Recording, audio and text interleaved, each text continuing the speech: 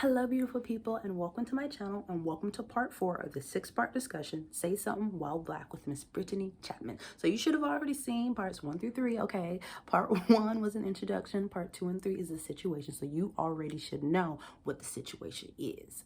So I do want to make sure I clear up something. So when we originally filmed back in August, I'm talking to you right now in October, so you get the time difference. We thought that they had met the demands of 70% of the demands. However, it is now back to 50%.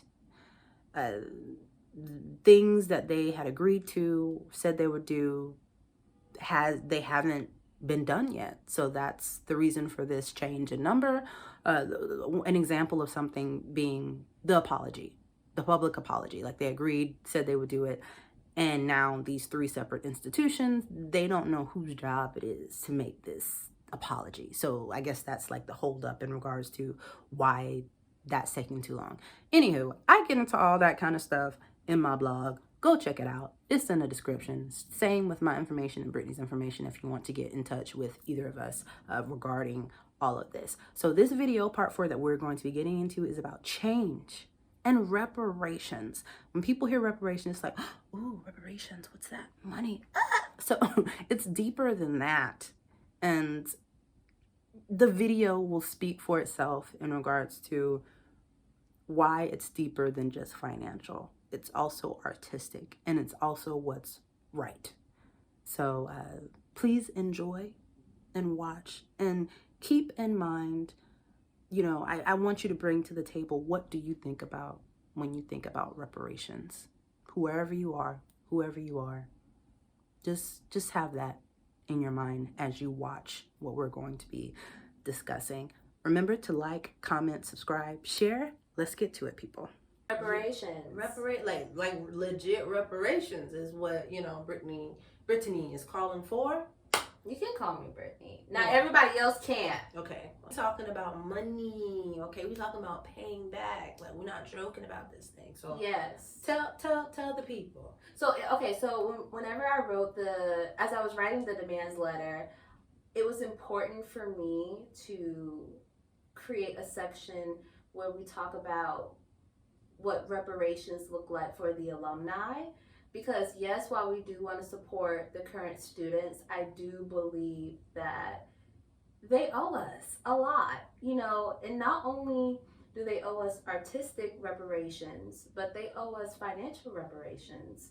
Because again, this program did not properly set us up for success. You're bringing in casting directors to speak with us, but there aren't any of color, or you know, when you ask them if they're looking for people like with your look or your type, then the answer is, oh, we already have people that look like you in the roster.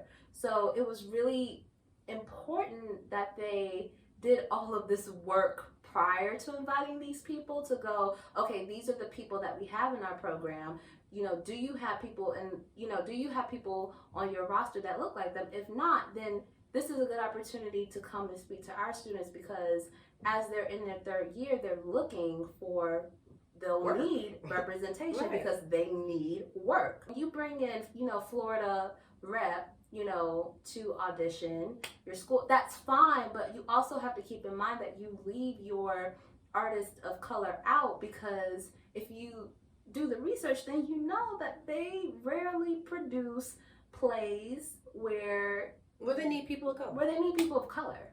Or they don't produce plays by Black playwrights, unless it's like A Raisin in the Sun, and even if they even do that, you know, that's very questionable as well. But I say all of that to say that whenever we talk about this word reparations, it scares people. And I think we're at the point in this process where, you know, we've talked a lot about the artistic reparations, and, you know, we have 70% of, you know, our demands met in that aspect. But when it comes to talking about financial reparations and why that's so important, we have not, unfortunately, have been able to have meetings on that because, you know, Pace's legal team, they're stalling. They're stalling. And I think it has a lot to do with, you know, when you're talking about reparations, you are admitting that all of the claims that we're making, you know, are true, and they are true. You know, we have the data to back it up. You know, we have the documents to back them up. We know this. But it's interesting because I was reading your blog, and you talked about something that resonated with me on such a high frequency, in that, you know, when looking just at our world, it's so interesting that, you know, back in the day, you know, when, you know, releasing the slaves, as they put it, that they were so willing to pay reparations to the slave owners so that slave owners would be more willing to free their slaves versus giving the slaves what they were promised to them, which was, you know, 48 acres and a mule, which they actually deserved more than that, but that's a whole nother conversation. And how even in the UK, it was so easy for them to do the same thing as well. And when it comes to Black people, you know, demanding and even asking, you know, for artistic and or financial reparations, there's always this pause, or there's always a reason as to why it can't be done, or, you know, we're gaslighted into believing that we're trying to grit the system, and that, you know, we should pull ourselves up by the bootstraps, or basically just get over it. And I think it's so important for us to have this conversation, because I know that there are other schools that have, you know, written demand letters to their institutions as well. You guys can do this, because she's going to give you a step-by-step. And I want to let you guys know that, you know, when you push forward and, you know, you hold on strong to what you believe in, and if you feel like this is something that you guys deserve, then there are ways in which you can make sure that this happens. What we've been able to accomplish, we've been able to do so by creating something that we call a town hall series. So we as in the BIPOC alumni, we spent a lot of time creating agendas in ways that we would discuss addressing the problem, trying to heal the past, and which was the first week of the town hall series. We had 3 meetings on the first week. The second week, those round of town hall meetings would dive into unpacking, you know, what change looks like. So we were at the point where we were ready to talk about demand section 5 of the letter, which talks about artistic and financial reparations. We were able to talk about artistic reparations. We were not able to talk about financial reparations, and that's because Pace's legal team told the Actors Studio Drama School administration, faculty, and staff that they were not allowed to speak on those things. We also, another thing is that when we talk about reparations, we're also talking about getting a public apology. We want a public apology from the incoming chair. He's now the official chair. We want an apology from faculty and staff, and we also want an apology from Pace as well. And what about is the Actors Studio in this? And the Actors Studio. Okay. And the actual Actors Studio. So there's been some pushback. Meetings were canceled, and, you know, and it can be very frustrating. And so we did have to take a break. And why is it important? Like this, I mean, I know why it's important to me, like the apology, like, but why do you feel like this apology is so important? Because if you can release a statement where you're making claims that are not true, then what better way to rectify the situation by coming out and issuing a public apology to students that you have. Look, At the end of the day, we were your students. We're supposed to be this family. You know, we deserve to hear from you. The legal team has forced them to be quiet. Mm-hmm. So even when we're sitting in the meetings listening to them, the thing is, we've done so much talking, we put in so much work, so much effort went into this, and yet we're the ones still doing the hard labor. Now it is our time to sit back and hear from them. Yes, hearing from you in private, it's nice, Mm-hmm. but it would be even better to issue an apology to us in public. Yeah, but because the post was public. Yeah, the post was it was very public, and everyone saw our comments, and so no, you need to be held accountable for your actions, and by being accountable, you have to say what that is, and you need to say it out loud. And I think it would be a good thing because it shows respect of themselves. Yes. You know what I'm saying? So, with a lot of people, like with, Starbucks is somebody that changed it up. They said they didn't want people to wear, Black Lives Matter and stuff, paraphernalia.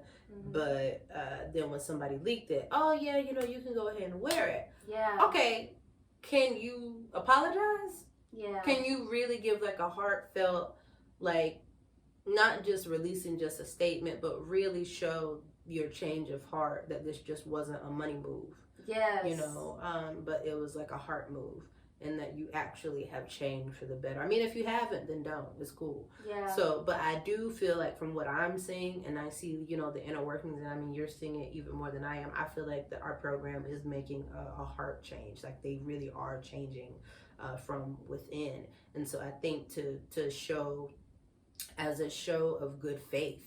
Yes. And not just to us, but to the public. Exactly. To provide this apology, like, we learn from our mistakes. Exactly. And to be like pioneers of like, it's okay to, we all did it. Like we were colonized, like America was colonized based. Like that is why we're having so many of these issues. Like Melissa said, we're going through these issues because we're decolonizing. Yes. The structures of a program. And so with that, there are going to come problems, but it's okay. That's going to happen regardless. Exactly. And like you said, be the pioneers, like set the standard. When I sit back and think about all the work that we've done so far, I realize that we're literally building this blueprint. Mm-hmm. A blueprint that will serve as a launching pad for many other, BIPOC alumni and current students in these MFA programs to use if they want to, challenge their programs to restructure and to be better, and I feel like it's what we're doing is so unique.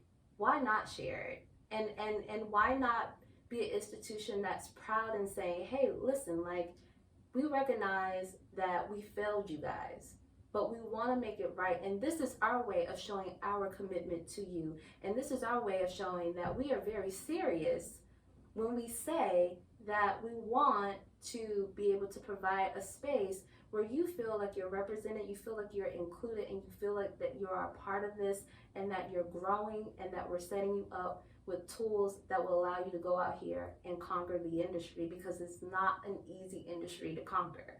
The reason why we've been able to get this far is because when they released the statement in public, we made noise. Mm-hmm. And it wasn't, oh, thank you so much for it was like, this is a bold-faced lie, know it. Or we don't want to, this sorry excuse of a statement. We want to see some change. We want to see some action. Do better. Mm-hmm.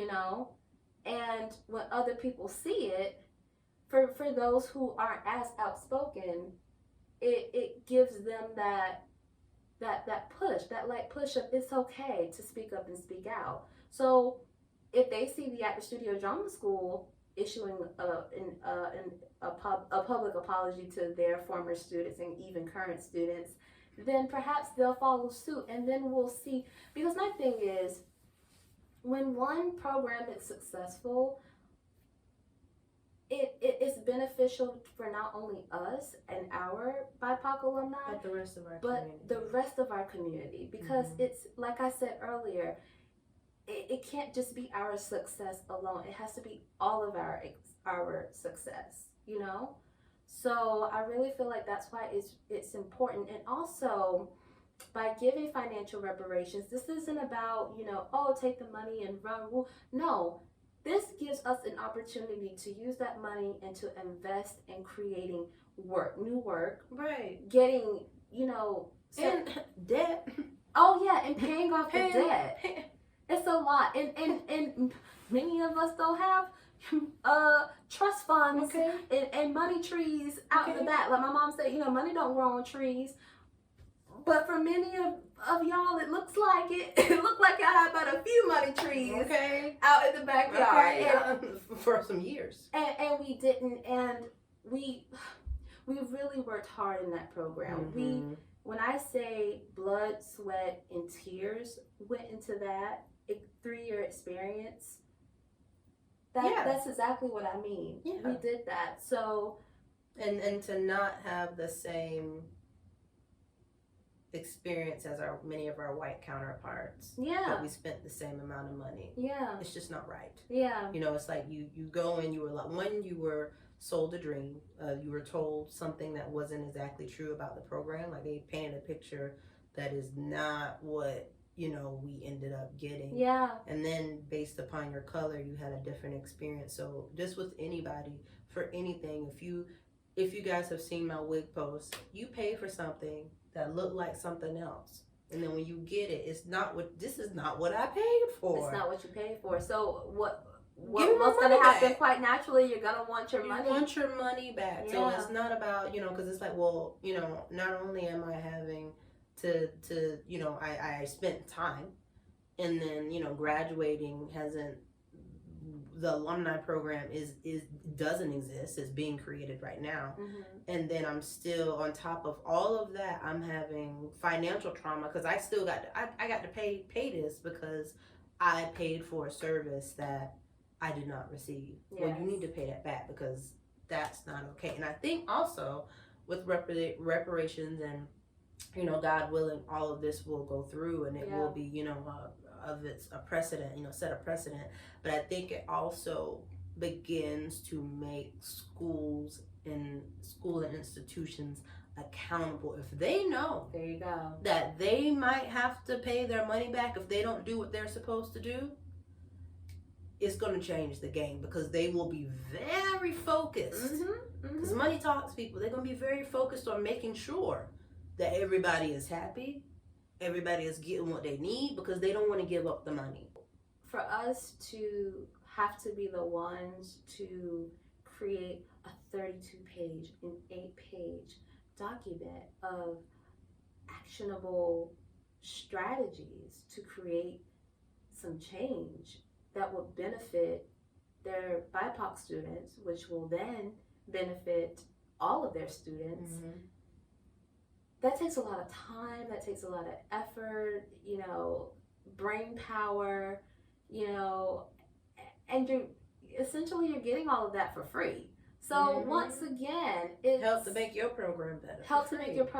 So once again, we are, as Black artists who were, you know, former students, once again, we're put in a situation where we have to take initiative to do things that were supposed to be done by the admin. You're supposed to facilitate this kind of support, and part of you by facilitating it is doing all of the groundwork, doing all of the research to make sure that you're serving all of your students and serving them equally. And normally you would hire consultants to do this, and they charge an astronomical amount of money. So I'm just saying, like, it's okay. Just go ahead and pay the reparations. We could just argue it on all. You know,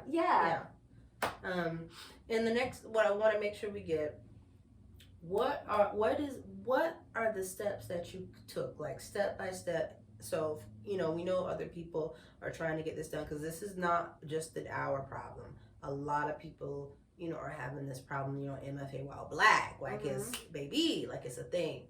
So what did you do?